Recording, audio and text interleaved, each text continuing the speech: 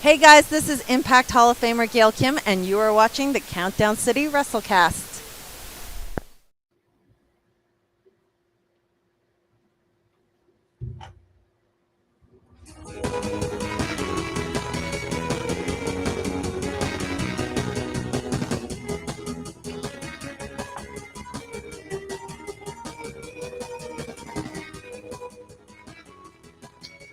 What's up, heels and baby faces? Welcome to another episode of the Countdown City WrestleCast After Dark, late on a Friday. If you're watching us live, we appreciate you staying up with us and being patient as we waited a day for this one. I'm your host, JC. Joining me is Tommy. Hey, I forgot to wear a wrestling shirt. My bad. I'm tired. And we got Mike. What's up, guys? It's Big Mike, and here we are, barreling through 2022 Electric Boogaloo in the Claudio Bailey La Rosa Negra cast, coming to you live, late night. If we sound a little tired, it has been a long week for all of us. Definitely. Yeah, craziness, right? And it was to the point we had so much going on. We pushed this back a day, not realizing that Bound for Glory was actually tonight, not tomorrow.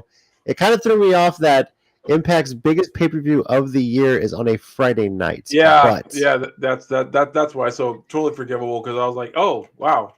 Yeah. So later on this episode, we'll kind of discuss the show a bit, highlight a few results out there that are worth notating because they've kind of made it on the news. And if you, we'll kind of throw a spoiler out there. We haven't seen the show yet. Definitely something we're going to be watching, and we'll give a full recap on next week's episode, along with recapping what we're going to be previewing today, which is WWE Extreme Rules, which I think this is the most excited we've been about an Extreme Rules pay-per-view in a long time.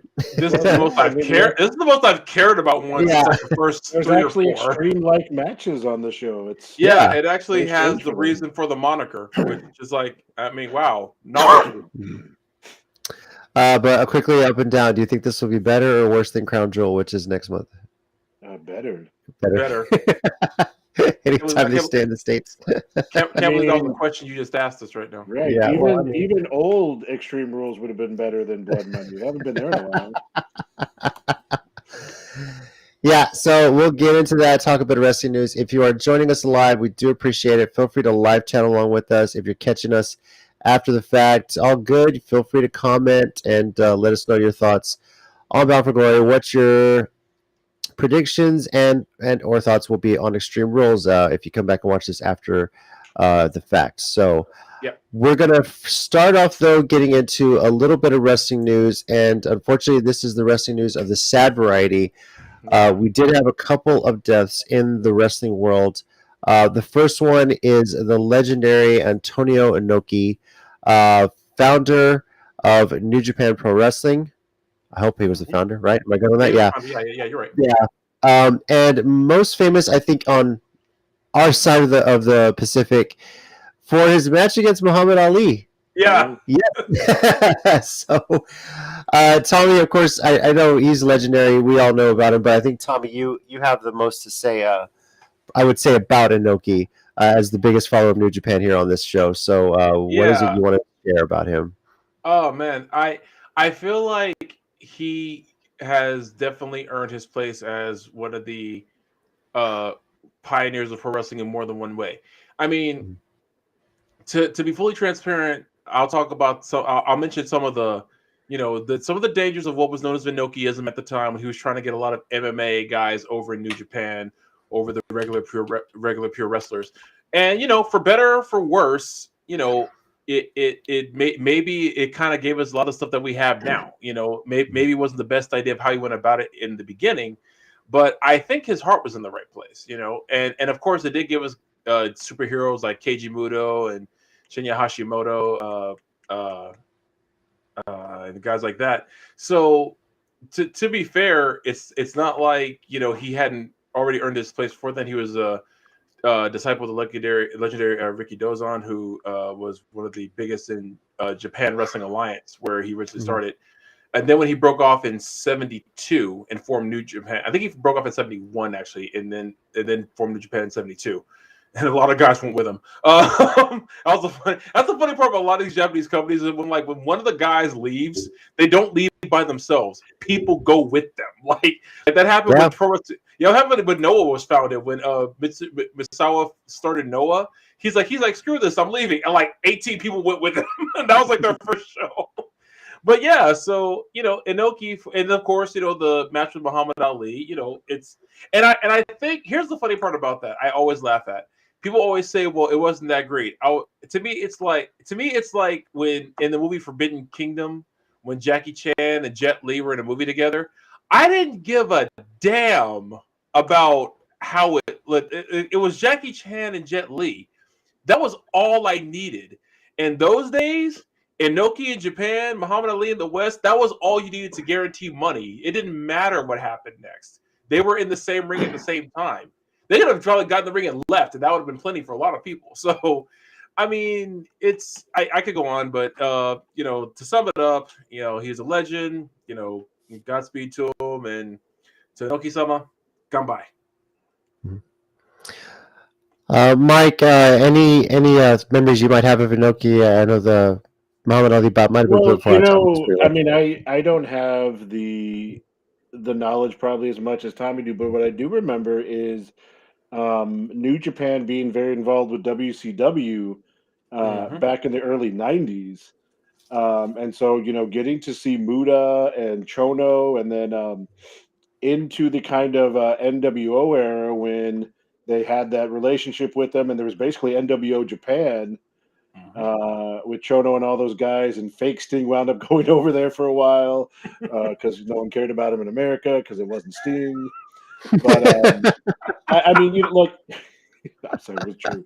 Hey, but go where you get over. So he put us over there.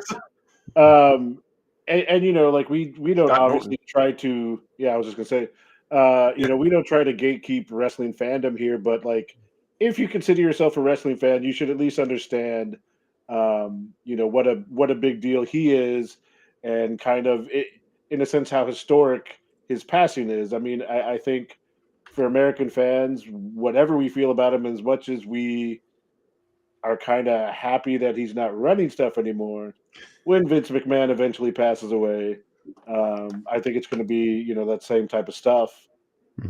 At least understanding that it's a big passing and it's historic in there. So yeah, I mean, Inoki's had a lot of influence, and in my earlier days, and like I said, watching WCW in the '90s, there was a lot of connection with them, and I've heard about him since way back then. So, historic in terms of wrestling. So, yeah. Definitely, and yeah, I know the name. I didn't follow a whole lot of his career, but I just put a link in our little chat between the three of us here, and I'll say this: a man is legendary when people are lining up to get this guy to slap him across the face, to have a bit of their fighting spirit transfers in. And including, if I'm not mistaken, a very young Okada was at the very back of that line. Yeah. If you actually watched the video, and I was actually just found, I was like, what the hell is this? I'm seeing a lot of people, your legendary people are lining up to just get the shit slapped out of you for the across the face too. Yeah. So I just think, wow. He was like, okay, so of course you have legendary guys who chop nowadays, like Kobashi and all those guys, but back then, man, it was Inoki all day long. Like he was that legendary guy, man. So that's one of my favorite clips, because I love to show that to non-wrestling fans. Just gonna be like, what the hell is going on? I mean, literally a whole generation of Japanese boys became men that day. I mean, what else can no lies were told by what you just said. And here's the thing about the whole Inokiism thing. Yeah, like I said, it may have garnered like a lot of criticism, but at the same time, look at all the heroes and villains that kind of came out of that. You could arguably say that's how guys like, Chono, Muda, and Hashimoto, who became like the Three Musketeers, became the biggest superheroes of Japan at the time because of all that stuff. So, I mean, for better or for worse, it all worked out in the end.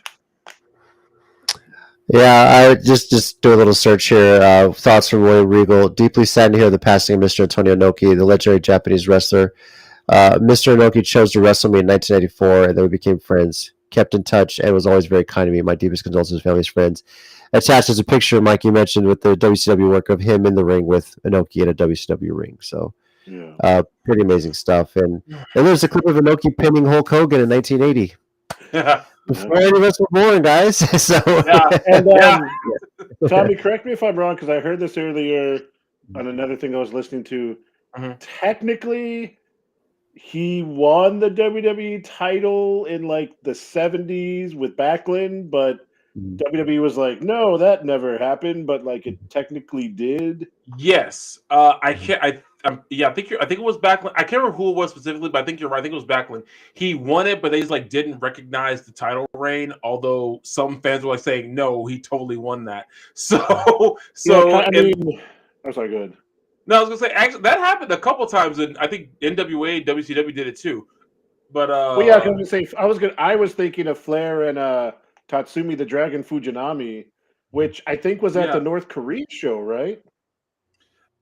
I think because a lot of stuff. And basically, Flair was like, I'm not gonna not put him over here. Yeah, we'll deal with this when I get home. that was that. Flair wanted to leave, so. So it was a match against Bob Backlund in Tokushima, Japan, in a 30-minute match. Inoki won due to outside distraction, of course, from Tiger Jeet Singh. But WWE never recognized it. But I think also someone mentioned that when he passed last week on Raw, or maybe I guess beginning of this week, Corey Graves, pretty much trying to be Corey Graves, was like, yeah, I mean, it's not recognized, but everyone has the internet, right? You can look things up. So yeah. I mean, Corey Graves would call it out. He wouldn't be able to call that out if Vince McMahon was still in charge. So that was no, not at all. Yeah, I feel like Triple H gave permission, like, Inoki was cool. I feel like Triple H was like, say it, but don't say it. You know what I mean? Right. Yeah. Burns joining us. Hi, everybody. Of course, thanks for joining us, Burns. Can I do my 1-minute warning right now? You serious? No. Okay. I was just checking Twitter, and Jade Cargill won her match again, and I am so over her. Okay, well, we'll definitely let that highlight. I might give you a couple minutes because that does annoy me too a bit. So we'll get to that point. I know you got thoughts. Honestly, guys, I haven't even watched wrestling tonight. Just for full disclosure, I am totally obsessed right now in the Mass Effect trilogy, and I've been playing many different versions of that.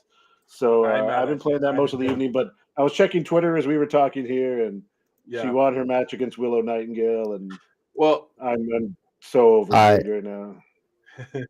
I will note this. I am caught up on the Lord of the Rings of Power, which has been a great series. I'm caught up with House of the Dragon. I need to get caught up on Rings of Power. I'm behind on both those things, but Mike, I was gonna say, don't worry. When the Suikoden re-release comes out in 2023, I will absolutely know what's going on in pro wrestling. You guys will have to tell me everything. I'm not gonna know a damn thing that's happening. And if you did not like the original Lord of the Rings trilogy, or maybe the Hobbit movies, because you said it was 9 hours people walking to a volcano, I will say the Rings of Power series has a lot more action, a lot easier to follow. The original Lord of the Rings, I guess we're going Nerdcast and Geekcast now.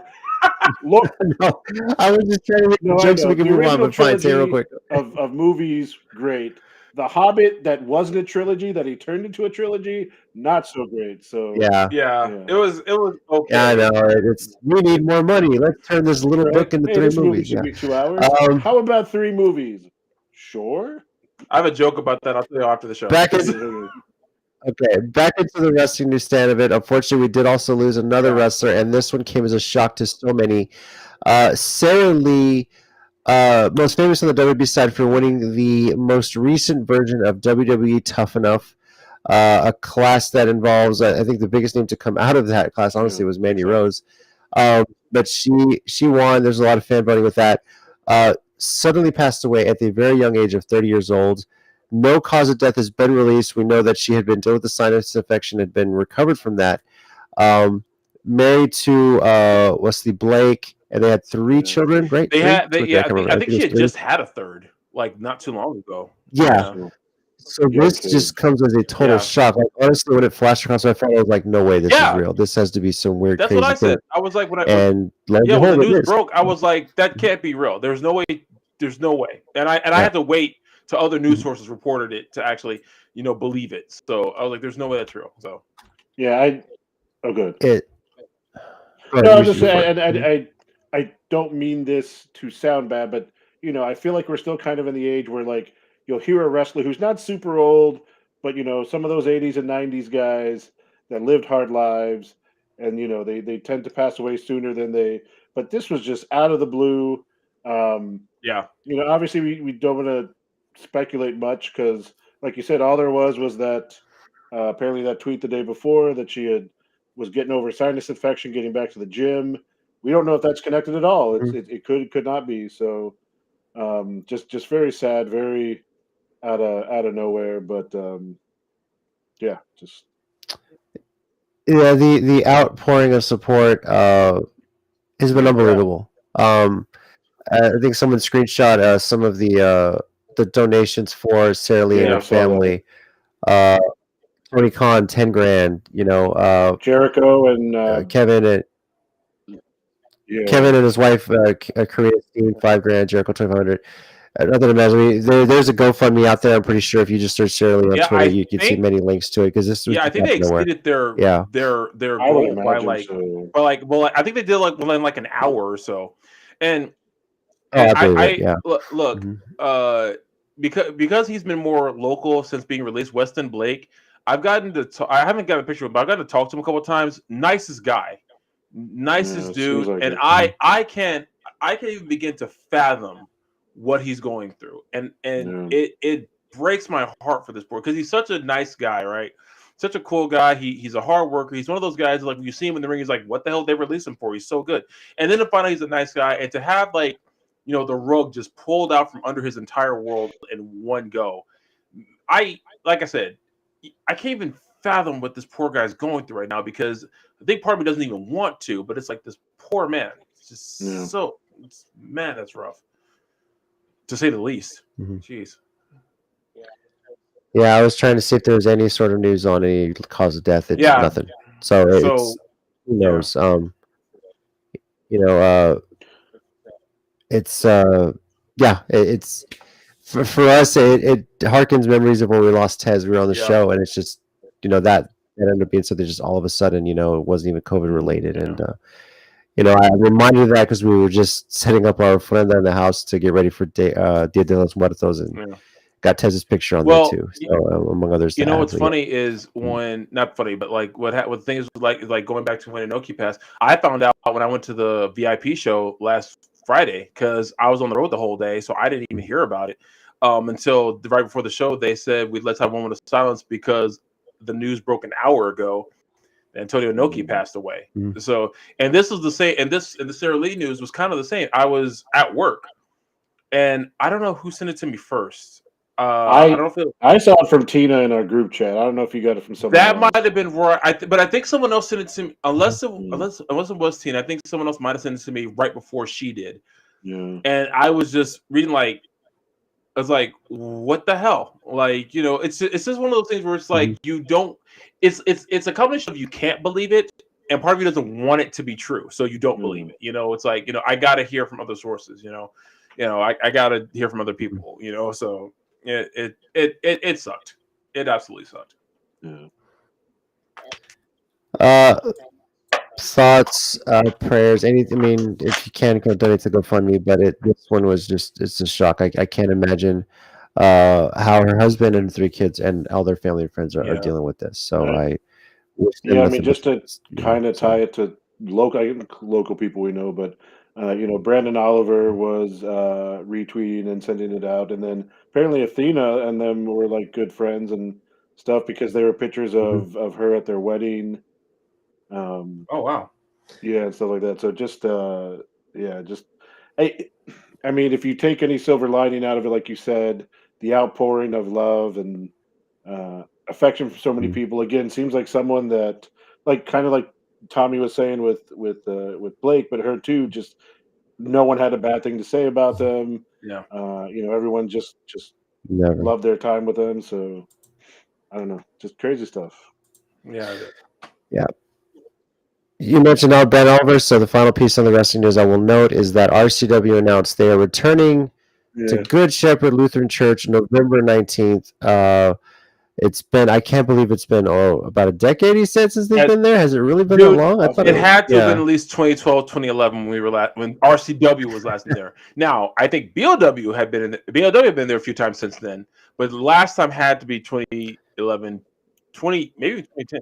BOW had been there. I think I remember not too long, like maybe some years ago, we went to a show where Samoa Joe was there. TWE. That was TWE. Yeah, that was because that was like Joe's one of his last matches before he signed with NXT. Yeah, I think so. Well, he was on NXT, but he had to finish up his indie dates or something like that. Yeah. So yeah, but yeah, that actually is a pretty nice venue for wrestling as far as the gym goes, as far as how they set the crowd up. It's pretty cool, and one of the better ones. And it is kind of exciting to see RCW back. There's been a lot of great moments. I think one of my memories recently was seeing LaMotta versus Andromeda there. Which at the time we never thought we'd see, with LaMotta being so heavily involved with ACW. So still, it was pretty cool, and it was a pretty awesome night there. So, all right, guys, let's have a little bit of a discussion now about Impact Bound for Glory. Impact's biggest show of the year, but why in the world was it on a Friday night? So I wonder what was going on there. That's weird. Where was it? I guess it was it was in Albany, New York. Is something else going on this weekend that they didn't want to compete with, or? Well, I mean, Saturday night is Extreme Rules, but I don't know how long that has been. Like, I don't know how long that's been announced that Extreme Rules went on Saturday. Yeah. Yeah, but it's also not just that. Like, this is pretty early in October. I've always thought Bound for Glory to be like almost the last weekend of October before Halloween. Yeah. I expected it to be the 22nd or 23rd, right? It has been on the 31st. Different day, but I think. Yeah. And it's, I don't know, it was just interesting to me how it was, but weird year, right? But despite that, all the reviews that have come in so far is that this has been Impact's best show of the year. And we've been saying it on this show for a better half of the year that they've had the best shows this year. So if this is topping all of them, my God. Crazy, huh? I'm going to let you guys talk about this for a bit. Okay. I'm gonna stay quiet because I don't know what happened. Okay. I will note the biggest news coming out of it is the return of Bully Ray to Impact Wrestling. And he not only returned, he showed up as part of the Call Your Shot Gauntlet match and won. So, within the next year, he gets a title shot for any Impact World Championship.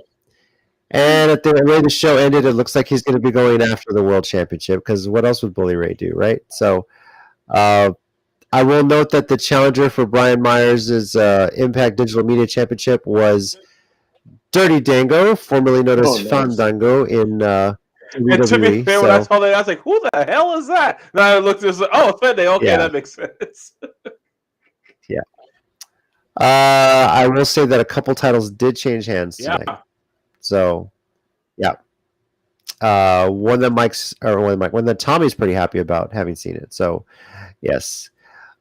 So just a few highlights of it, just from the results I've seen it. Where I'm thinking we'll just stay away from spoilers at this point, but I will say the reviews come in. This has been nothing but a great show. I'm excited to see it. For those that now, granted, it has already happened live, but you can still go back and watch it if you get onto Fight TV. If you get onto ppv.com, go to impactwrestling.com. They have links to where you can get that. It's $40 to purchase it. If you're on Fight TV and you buy it, you basically own it for life as long as it's on there. So, I'm pretty sure if you get down to the pool guy by like 9 tomorrow morning, they'll have some burned copy. See, senor. Yep. just find the guy that has all the wrestling stuff. I'm sure I'll have a copy there. So, but from the results I've seen, yes, I've seen some spoilers, but it still has not determined from wanting to watch this. Everything looks like it was amazing. I will say the X Division Championship opened the show, and of course the World Championship closed the show. So, but the way they lined this up, I thought it was pretty good order of this. So, and yeah, so I'm planning to see it. We'll have a full recap of Bound for Glory when we have next week's episode. Hopefully back on our usual Thursday night. So now, Mike, if you see Mike making some faces, I think he's reacting to what's happening on Rampage right now. Okay, so I'm clicking back and forth while you're talking to Twitter, and there's the last one that I see is like talking about Britt Baker and Jamie Hayter versus Hikaru Shida and Toni Storm. But for some reason, Toni Storm, like when the video plays, her hair looks like she's 1950s, like Cherry from when there was Deuce and Domino. It just kind of threw me off because that didn't look like Toni Storm. Her hair just looked weird. Sorry, that's one of the big Cherry. Like, yeah, but it just looks like a 1950s do out of nowhere, and I was just kind of thrown off. Also, Tommy, might interest you right now. FTR apparently battling Khan and what is it? The Gates of Gates of Agony. Yes. Oh, okay. So they're fighting ATR right now on Battle of the Belts. So the new embassy.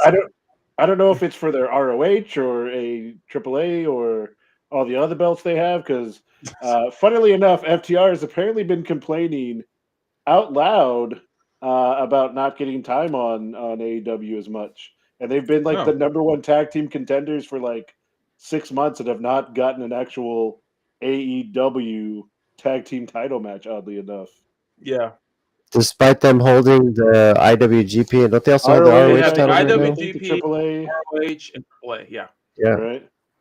Yeah. So apparently, Tommy, there was a New Japan show, right, that they were on recently. Mm-hmm. Yeah, and apparently at the show, like after their match, because they took on Aussie Open, they just got on the mic and was like, "Hey, Tony Khan, book us." Yeah. So yeah. I'm wondering if that's them like trying to, once the stuff with the Acclaimed and Swerve in Our Glory is over, them just like lining up, which, I kind of want to see if Dax and Wheeler do a scissor me thing, because I might die laughing if that happens. I kid you not. I feel like they totally would. Like that's the thing. Yeah. I feel like they would, and I kind of need to see it now, so I could just fall on the floor laughing. I really do need to see that now. Let's try to sneak that in there. Yeah. So all right. Let's then jump in, guys. So Impact, Bound for Glory. Yes, definitely give it a watch if you can, and we'll discuss some more next week and give our rating on it as well. WWE Extreme Rules. Time to talk about a pay-per-view we, for the past few years, haven't really given a shit about. But this one, right?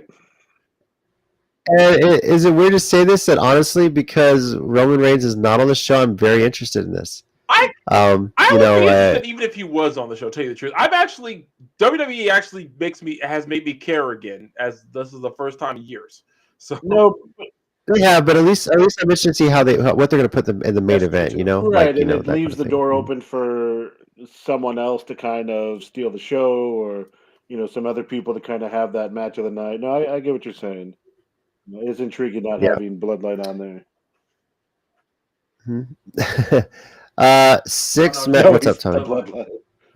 Oh, yeah. Bloodline, yeah. I don't have the shirt. 6 matches. So that was my bad. Well, I mean, you haven't put in the time that Sami Zayn has put in. This is true. You're not wrong. Think about this. That very easily could become the highest selling shirt of the year.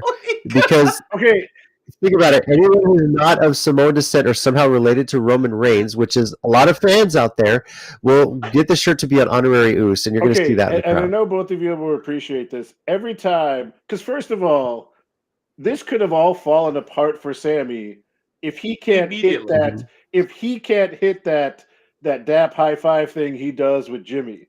but he hits it perfectly every time. And I know both of you, just like me, think of Undercover Brother every time you see Sami Zayn do that. Dude, because he nails it every time. You got soul. I thought that so immediately, but I thought that was too pure a reference to make. I've been wanting to say that for like a month now. I mean, if he messes that up on live TV, yeah, it's just that's when the feud's gonna start. go hang out with El Generico in the orphanage in Mexico. I mean, you're done after that. But yeah. Nails Side note: time. it's weird to hear Michael Cole say PWG. By the way, I don't know what timeline we're living in anymore. Cole's vocabulary has been expanded by like millions of words since I know. Does he even say vintage anymore? I don't recall. I haven't heard him say vintage in a while. The true test will be if Sasha Banks does come back and he doesn't yell "Boss time." Yeah. Or if Orton comes back and he doesn't yell vintage Orton when he does the DDT with the whenever Sasha comes back, I have a feeling he won't be able to say much because Bailey will be yelling "ding dong" right next to his ear the whole time, so he won't get it's Sasha ding dong. Oh, what a lucky man Michael Cole is. Damn it, Mike. Yep.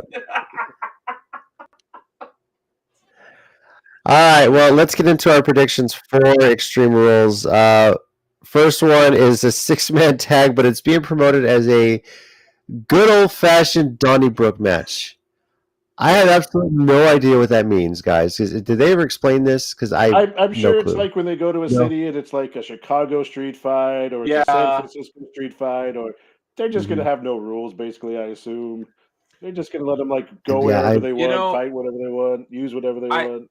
Yeah, I got to look up the etymology of Donnybrook because I've heard that for years, and for the life we never knew what the hell that meant. So I'm going to look that up before. Please do. It must be a European or an Irish or a UK thing. Because who was Donnybrook? Because that has to be a guy who started this. I don't he must know. have or where is it? Is it a literal brook? Is it a location? It could be or a famous battle. It could be a town called Donnybrook where like a legendary fight took place. I don't know. Right? Who knows? It's the Brawling Brutes, which is Sheamus, Ridge Holland, and Butch. Excuse me, against Imperium, a 6-man tag match. Most likely won't follow a finish. Guys, we'll start with Tommy. What do you think? Who's going to walk away with this win here? Man, this is like one time when I'm torn because I know. You know, Gunther. I'll use the damn name. Usually gets over on Sheamus, but it's lately. I don't know. It's like they're finally remembering. Oh yeah, y'all remember when Sheamus was a badass and could fight even when he lost? Yeah, let's do that again because that guy was cool. So so I feel like the Brawling Brutes might win this one just because I don't see Gunther taking a pinfall ever, but I could see them winning this one though. All right, Mike, what about you? I mean, if this was called like a gentleman's fracas, that seems right up Imperium's alley. But this is called a Donnybrook. That sounds like something that a bunch of guys down at a pub, 3 a.m, way too drunk, get into. And what says that more than Sheamus won't call him Butch? I mean, and another guy. I don't know who the other guy is. I know who the other guy is. Yeah. 2 out of 3 ain't bad, okay? But yeah, I think it's going to be the Brawling Brutes because like you said, one of the other guys can take the pin on Imperium, and they have been taking the losses more often. Sheamus, like you said, and the rest. Yeah, I got the Brawling Brutes as well. I mean, there's no titles on the line, so Imperium can take a loss here, and it's going to be all right. So, fight pit match with the special referee Daniel Cormier, by the way. Matt Riddle for Seth Rollins. Yeah, I mean, look, if there's any good news for Daniel Cormier, it's the fact this match will happen. We're not going to have John Jones getting tested positive for steroids, so you know what's going to be happening going in. He could. It just won't affect the match this time. It won't affect the match this time. So Cormier, you'll be there. You're going to get paid. Just don't fuck up, right? Mike, we'll start with you. Who do you think wins this fight pit match here? I think only because it literally he can't be phased by losses I think Riddle's going to win this one. It's kind of in his element. I don't know. Like, usually if it was any kind of regular in a ring match, I figured Seth could pull out some sort of cheating thing because, it's Seth and he's the architect still. But I think given the situation and with Daniel Cormier involved, I think Riddle's going to win this one. I've got Riddle as well. This kind of plays into his thing. Is this going to be set up like the old Lions Den? No. I think it's the NXT one that. Yeah, I was going to say the NXT one. It's like a smaller ring with like almost like a ledge around the top, almost like a. Remember? I who was forgot it? about that. I forgot about that. Who was doing those matches? It'll come back to me. It's been a few years, right? Yeah. Mm-hmm. Okay. Tommy, what do you got? Quick and sweep. I was going to say Riddle as well because, okay. Rollins has been the whole I mean, damn, but is Rollins and Christian Cage both going for heel of the year with all the mean crap they're saying? Just it's like, oh yeah, you can't get to your kids. It's like whoa. Dude, him and Christian Cage have been exchanging text messages. Hey, what's the meanest thing I could say? Dude, he's going through a divorce. Bring up his kids. God, you're evil. I love you. I love you too, man. Yeah. Tell Ed I said hi. Ironically, though, Jungle Boy used that against Christian because apparently Christian went through a divorce recently, or at least according to the things they said to each other. So I mean, he taught him well. What can I say? I Quit match. Edge versus Finn Balor. Arguably the hardest one to pick on the night, to be honest with you. And I got to pick this one first. That's only fair, right? You guys pick first, and the other ones. Okay, here we go. We're flipping the hockey here, buddy. You're gonna have to go this route. By the way, the Avs begin their title defense Wednesday, raising the banner against the Chicago Blackhawks. So, heads, which is the Heads is the championship. We'll go Edge. Tails will go Finn Balor. Here, let's flip this sucker. And Finn. I'm gonna pick Finn Balor on this one. Finn for the win. I don't know how they'll get Edge to do it because I just can't see either one of these guys quitting. I just can't. It may be a thing where they're just fighting the whole night and they never get a resolution. They just go on to the next match. These guys are fighting all over the fucking Philadelphia. Maybe they actually run to the Liberty Bell. Who knows? Tommy, who you got on this one? I'll say Edge. And I have no basis for that except I'm just guessing. I got nothing, bro. Like legitimately, what I just said was the most unconfident pick I think I've ever made on this show, and that's saying something. If I'm wrong, the shock on my face will be negative 100% because I have no idea how this match is going.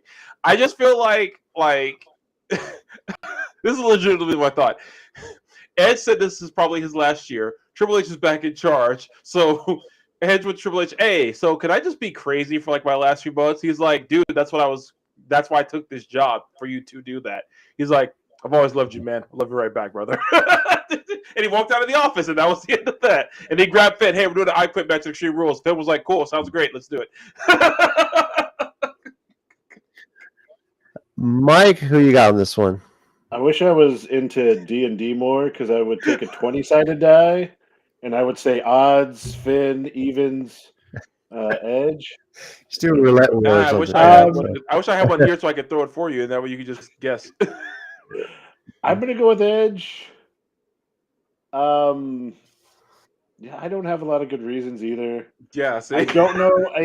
I feel like there's gonna be attempted interference by the Judgment Day, and it'll somewhat backfire. Oh, I'm sure.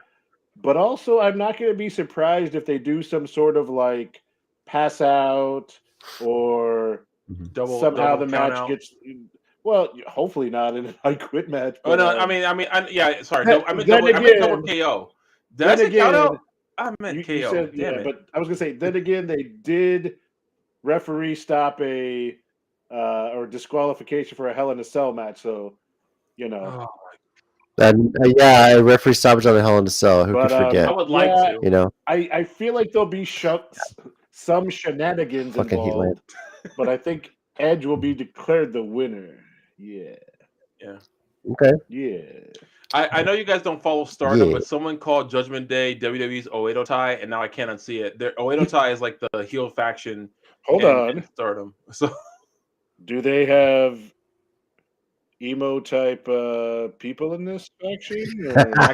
actually, yeah. All right, talk to me after the show. That's crazy. All right.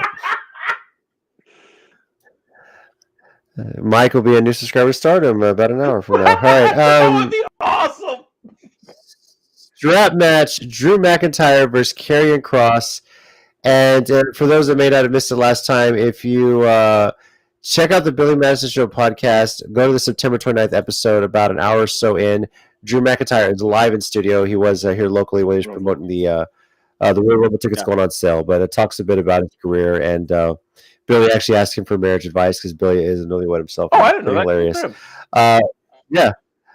So Drew McIntyre versus Karrion Kross in a strap match. Another one that could go either way. You know what? Screw it. I'm just going to say it. I got Karrion Kross winning this one.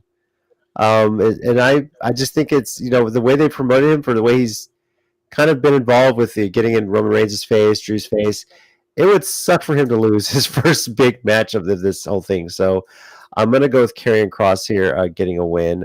Mike, what about you? I'm actually going to go the same way, and I'm going to add the extra little thing that I think this is where Bray Wyatt shows up, because I way too much like the fan thing of Karrion Kross, Scarlett, Dexter Loomis, and is there another person? Are like the personification of the dolls or the characters from the Funhouse. They're the Horcruxes, basically. Yeah. Or the avatars. Yeah. That's awesome.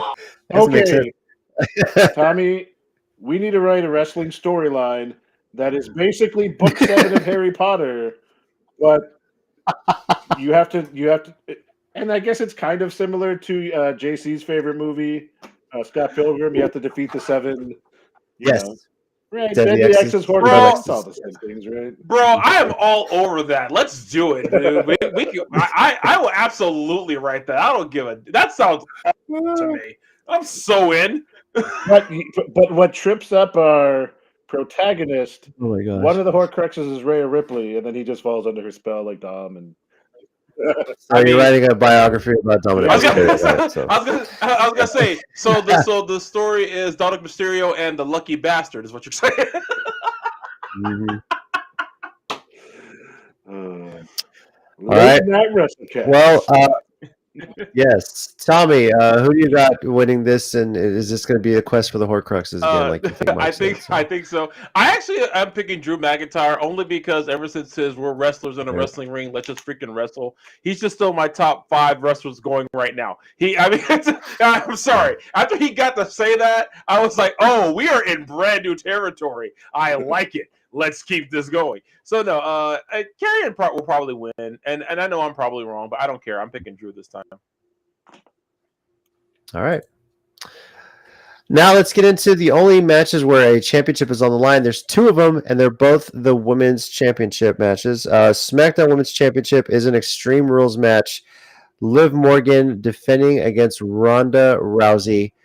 Tommy, what say you on this one? Liv Morgan all the way. I was already a Liv Morgan fan. She made a mother effing believer out of me with that mother effing senton from the top post. Not even the turnbuckle. She's on the post through Lacey Evans. Man, the guts it took to do that. Man, on like what, a random SmackDown. When she was even the main event. That was after the match just to prove a point. Screw it all, man. Give her all the belts. I don't even care anymore, man. She has my utmost respect for that, because that was a fearless drop. So, man, if she loses, I'm going to be legitimately upset, because she earned to be the damn champion at this point. All right, I'm also going with Liv Morgan. I think this type of match being Extreme Rules kind of favors her a bit. It adds a little element to, weapons and whatever else Liv Morgan get her hands on. That's going to kind of equalize what Ronda could do if she gets her hands on her. So, Mike, what about you? We're going to make this a clean sweep, although I honestly expect us to be wrong. I just personally Oh, can't. I know. Yeah. I just can't choose Ronda Rousey off principle. So Yeah. Yeah. All right, and finally, the Raw Women's Championship ladder match. Bianca Belair defending against Bayley.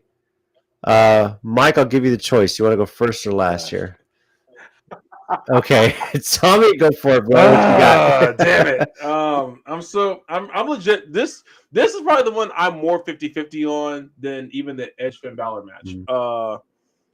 Because I both of them deserve to win it. They really do. But if I'm going to be honest, I feel like it's going to be Bayley who wins. And that's just based on logic. so I'm gonna go Bayley. I'm actually going to go Bayley as well. I know that Bianca's going to have Alexa Bliss and Asuka in her corner to try and neutralize anything Damage Control does, but Bayley's going to find a way, and I wouldn't be surprised if she surprises us and adds another member to the Damage Control stable. I would be surprised by that. Cool. You know, we've had some surprise returns recently of some released wrestlers on WWE. I can't think off the top of my head, but I just have this feeling that, you know, Bayley's building an army, and she's going to use this to get her hands on the Raw Women's Championship in this ladder match. So I'm going with Bayley. Okay. Mike, you want to go last? Your turn. Who you got? So Bianca Belair is legitimately the EST. She has earned everything she has gotten. She has solidified herself as a main eventer, top level, not just woman, wrestler in WWE. And she has nothing else to prove.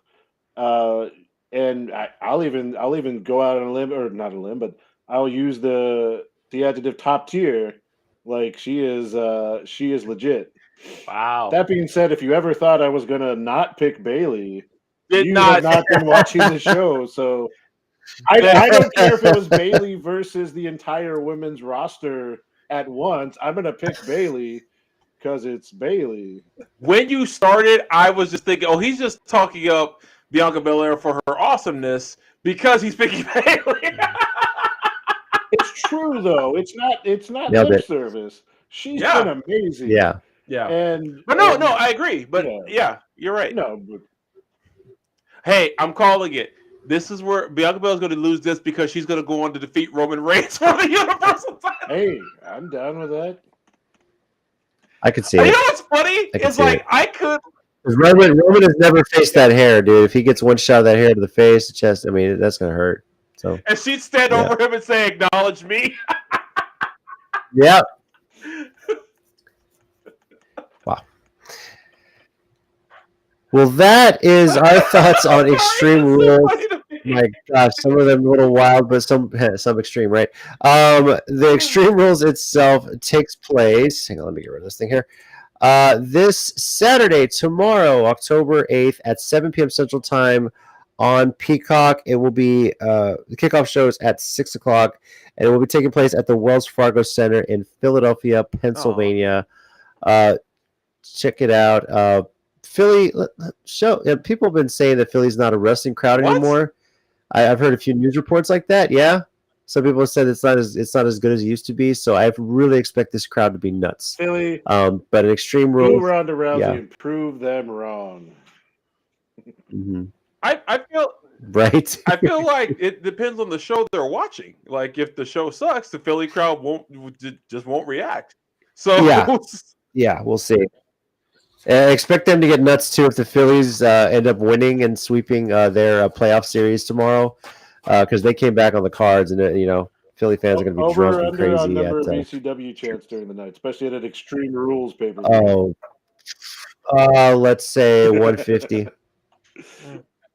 That's probably how many times ECW gets mentioned on the broadcast, whether it's by a fan, a commentator, a promo package, anything. Ooh. It depends on how hard. It depends how hard Liv Morgan hits Ronda Rousey with a kendo stick. That'll just define everything. Yeah. Mm-hmm. So, all right, and with that, we'll get into our 1 minute warning segment here. Now, Mike, you've been holding on to this one. You kind of teased it. It's pretty much a rant, so I'm going to let you have at it, buddy. You ready to go? All right, ready and go. So this is going to go back to AEW, but I'm going to kind of broaden it out a bit. There are some interesting discussions people were having after the fallout from All Out with the suspension of the Bucks and Punk, and people were legitimately asking, even though the Bucks were a huge part in Omega, would AEW be worse off without them, without Punk? And I want to extend that conversation. Would AEW be any worse off without Jade or Sammy Guevara? Because honestly, I could do without either of them right now. Jade, like the streak is just boring. They bring these people that are just on Dark and Elevation, and then they try to make it a big deal. She would have probably lost even more without having the baddies and shoot, the manager's name just went out of my head. We're going to talk about Stokely Hathaway. No, Hathaway. Stokely Hathaway. That's right. That's right. Damn. And then Sammy. Okay, again, real quick, similar to Punk, he may not. Everyone says he's not necessarily always the aggressor, but if you are the common denominator in 5 or 6 different issues that have been backstage, I mean, where there's smoke, there's fire. So I don't know. I could honestly do without Jade right now.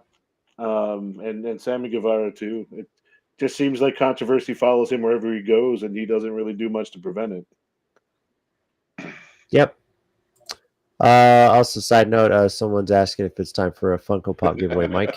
I believe that's yeah, I have my exclusive Vince McMahon retirement Funko Pop. Just him yelling into the headphones at Michael Cole. So we'll see what happens. Oh, good stuff. Tommy, you got something this week? All right. Ready and okay, go. Real quick to start off, VIP show last week, amazing. Congratulations on the 8 years to everyone at VIP Pro Wrestling. Great show, top to bottom. There is no reason Aaron Mercer, Shane Taylor, and Brian Keith should not be on a TV screen every week. No excuse. But also in the world of Stardom, Julia won the Stardom 5-star Grand Prix, beating Tam Nakano, and she has chosen to face her old teammate Suri for the World of Stardom Championship. I can't wait for this match. The whole tournament, the clips I saw have been amazing. I really do need to get Stardom World. Like stuff keeps coming up, so I can't commit to getting the service. But just what I've seen, we talk about Impact being probably the best company wrestling wise this year. I also would like to throw Stardom's name into that ring because consistently, even though I didn't watch the whole tournament, the one thing I heard from a lot of diehard Stardom fans is this has probably been one of the best tournaments of wrestling all year, if not one of the best. Period. So, props to them. They do so much great stuff over there. They have so many, and Kyrie, who's formerly Kyrie Sane, is back in Stardom as well. And it's really cool to see that they're getting a bigger platform, and plus they're bringing in the IWGP Women's Championship soon for the New Japan side to put more wrestlers over on.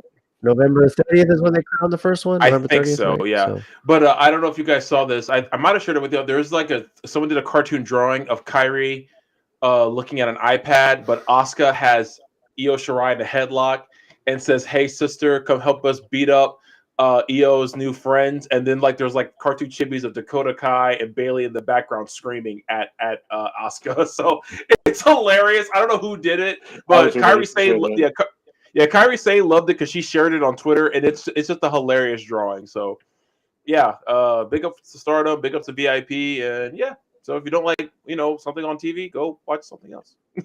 Wrestling wise.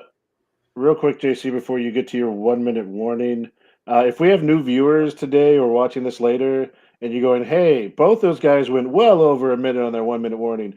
We have the same timekeeper as the 1972 Olympics in Russia, so it's cool. It's actually, and if you get that reference, you're really old like us, so it's cool. Probably older than us, honestly. So. Yeah. If you saw it Yeah, live, right. especially, you probably Yeah, overdosed. bro. For sure. All right. For mine, I will take us into a world of wrestling outside of the wrestling ring because there's something definitely worth mentioning. If you have Netflix, you know Netflix has a lot of crazy, sometimes fun shows, and one of which just has its third season launch, which is a show called The Floor is Lava. And, we've all played that game. The floor is lava. Can we get from couch to couch using stuff and not touching the floor?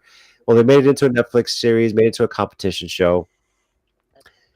And the best friends of AEW fame made it on there. Go to season 3. I believe it's the second or third episode titled Best Frenemies. And lo and behold, there's basically 3 teams that try and compete. One of those teams is the epic trio of Chuck Taylor, Chris Statlander, and Orange Cassidy. I won't spoil how they did, but I will at least tell you this much.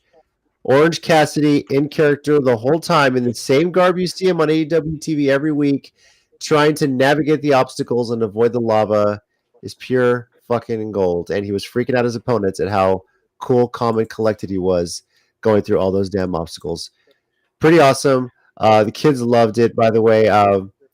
After my daughter watched one match of Orange Cassidy and how cool, how hilarious and nonchalant he was, fan for life. So she was very excited to see him on the floor. That's awesome. And, definitely. Okay, check I it haven't out. seen this. Yeah. And I don't know What? how the teams work together on Floor is Lava, but I imagine if they have to get through an obstacle together, I kind of just imagine Statlander throwing him over her shoulders and carrying him through the obstacles because he's so lazy. That's kind of what I assume happened. Yeah.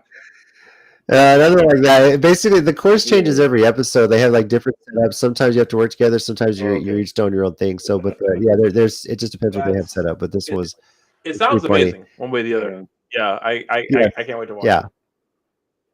it. hmm But the kids got a kick out of That's Orange awesome. Cassidy the whole time. Audience laughing the whole time, and yeah. I'm sorry. Uh, I still like that story over the summer. I tried to do the same thing with my niece and nephew. I was like, Orange Cassidy, perfect for kids. And it was like a Dynamite in early August, like the first week of August.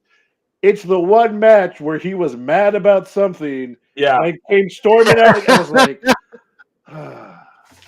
yeah. So they didn't get to see, normal Orange Cassidy. So I got to see him on a pay-per-view. I think you were there, Mike, and just she's sitting with me, and he just rolls into the ring, keeps on rolling. She's laughing her ass off. It was hilarious. Every So time he does that.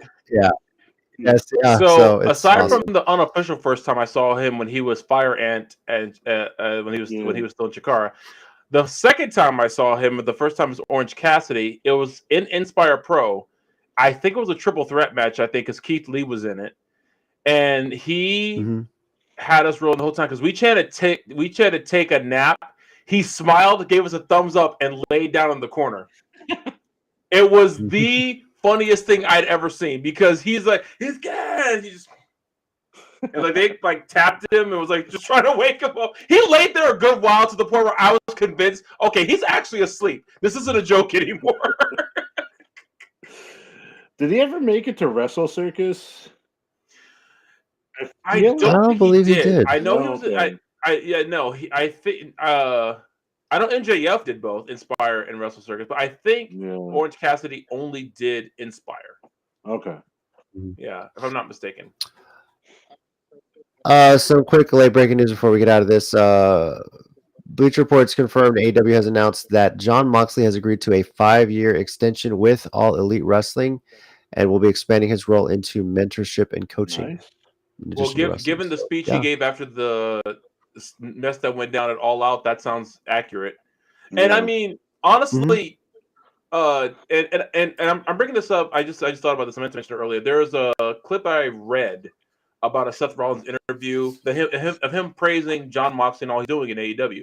And the reason why I'm thinking that's going to tell what I'm saying that's so cool is I like that the Shield are still friends. I like that this whole leaving companies didn't mess that up because I legitimately like them as a crew. I think they're pretty cool.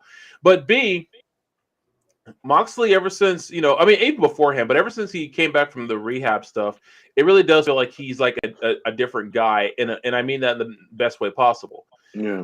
And it's not like, and I'm not saying there's anything wrong with him before because honestly, until they brought it up, I didn't even know he had an alcohol problem because I never have put that on the guy. But hey, everyone deals with their own personal demons, and that was his business, and he dealt with it. Good for him. But I could see him as that kind of guy who does this, rallies the troops. Now, I don't know how often Sammy Guevara listens to him, but but if I see that the rest of the locker room takes him pretty seriously, so yeah, I mean, good for him, Hey, and also, I say he'd earned a 5-year extension. Man, make your money. So. Thank you, everyone, for joining us live, or if you catch us after, we appreciate you finding us and watching us, whether it be on the Countdown City Geekcast Facebook page or the Countdown City Geeks YouTube channel. Next week, we will give a full recap of Bound for Glory and also talk about Extreme Rules, see how our picks did, give our ratings for both shows.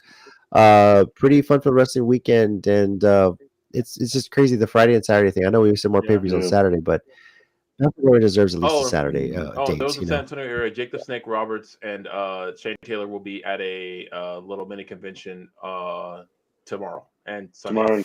Tomorrow, yeah. Where at? Jeez. What is the name of that place? I just looked it up. Hold on. Give me 1 second. Well, Tommy's looking that up. Yeah.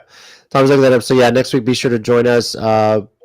Should hopefully be getting back to our usual Thursday day talking about wrestling. So, also, one other quick thing that just popped in my head. It's just a cool moment from this week.